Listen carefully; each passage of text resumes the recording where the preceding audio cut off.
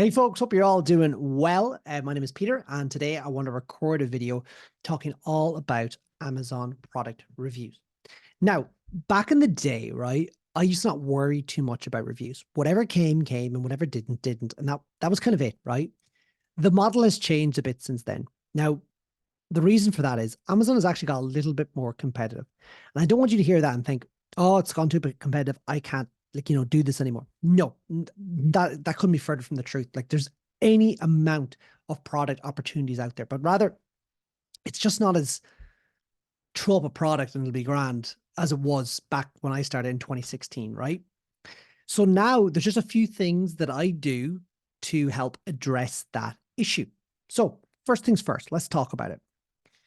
When a new product comes in, I go for Vine. Now, Vine ultimately is where we give a product to a consumer for free in return for some honest feedback, like an honest review. And it's our hope that that initial batch that we give away, we usually give around 10, but it could be 30, it could be 5. It really depends on the value of the item. Our hope is that initial batch will give us quite a positive rating out the gate, right? I said I didn't used to do this at the beginning. I used to just wait for them to come in very slowly. Because most people buy products on Amazon, but they don't actually leave a review. But anyway, we use these reviews to give us a good boost at the beginning. Okay. Now, what we also do is we include a small card with each product that we sell. And that card basically introduces the consumer to us and then asks them to leave an honest review. You cannot influence a consumer's review on Amazon. It has to be their honest feedback, because ultimately, if people are influencing reviews, that means more consumers are not going to be happy down the road. So it has to be honest, right? So we just ask them for an honest review. And that seems to be encouraging more people to leave those reviews. Now, as you may be aware, if someone has a negative experience, they're more likely to share that than they are a positive experience. And we find these cards actually encourage people that had a positive experience to share that. Now, case in point, we had a product go live a few months ago, and it's got 6 reviews, right? 4 of them are positive, so it's a 4 or 5-star reviews, right? But 2 of them are 1 star. One of them is because we didn't include assembly instructions, right? But this is a really simple product, but yet we didn't include assembly instructions. And then the other one was it blew over in the wind, right?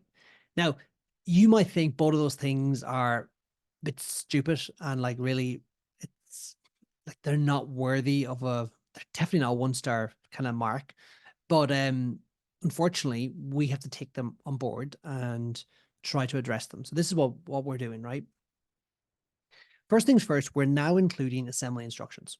This is despite the fact that, like, folks, this is really, really like there's no assembly involved in this. Like, and also the case in point is some of the other reviews said like it's so easy to put together, like literally 2 minutes, not 2 minutes, 2 seconds, put it together. But we're now including assembly instructions. And on those assembly instructions, we're also making a note that, in areas of high wind, this may need extra support, which is, it comes obvious, but to some people, it's just not, right? But those reviews have the potential to like affect like how our product does. This particular product, because there's so little reviews, has recovered, but I won't lie, it did affect sales velocity. Okay. But we want to turn those negative reviews into wins, right? Because there's nothing else we can do at this point.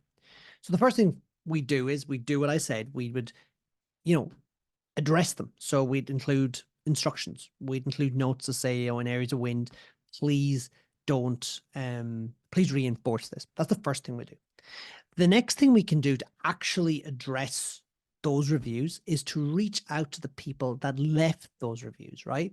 And acknowledge their perceived pain. So like, I don't believe there was much wrong, but obviously there is something wrong when someone's leaving negative reviews. If one person does it, more people can do it. So acknowledge their perceived problem and tell them that I'm not happy with this, and be more angry than them. They're like, I can't believe this has happened.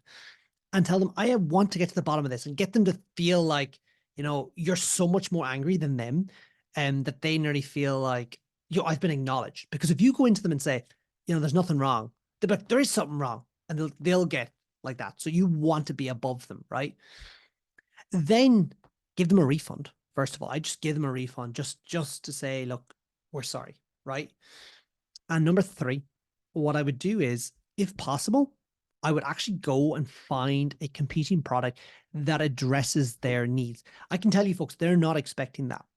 And if you do that, there is a potential they may turn that 1 or 2 star into a 4 star, maybe. But we can never ask them to do that. It has to be them doing it. We just have to encourage them to have the best experience possible. And if they have a good experience on Amazon, like what I'm proposing you do there when something goes wrong, they're more likely to use Amazon again, and they're more likely to change your review from a negative to a positive, and that's more likely to cause your listing to have a more positive review, and then therefore everyone is happy. So that's something that we're actually using now. But all in all, this is always about an honest review, and we never want to influence that review directly. The consumer has to decide if they want to change or not, but we can never ever ask. And again, just touching on that, we use the reviews to address problems with our product. Sometimes we can't see these things until it's actually imported and it's live. We can also use reviews to, develop our products. We can look at competing items, find out by going to like 1 or 2 star reviews, like why are people saying there's a problem with this? And we can take that and incorporate it into our design and therefore address this.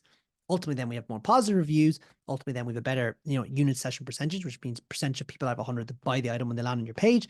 And ultimately, then we'll have less returns and we will make more money. So this, folks, is my whole thinking on reviews, how you can get more of them, how you can address negative reviews, and how you can use them to build really, really cool products. But guys, I hope you enjoyed that video.